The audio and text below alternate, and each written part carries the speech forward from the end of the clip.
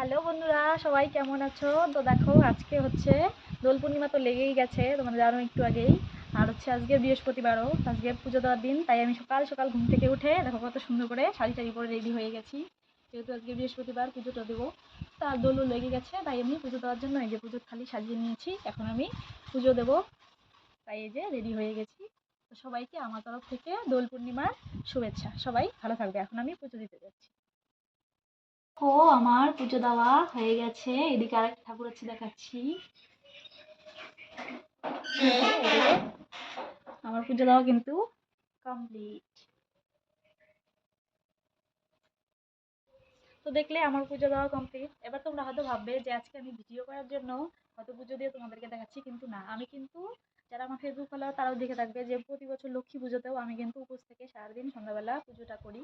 আমি কিন্তু প্রত্যেক বৃহস্পতিবারই লক্ষ্মী ঠাকুরের পুজো দেই। তো আজকে যেহেতু দোল পূর্ণিমা লেগে গেছে, তাই দুটো পুজো একসাথে দিয়ে দিলাম।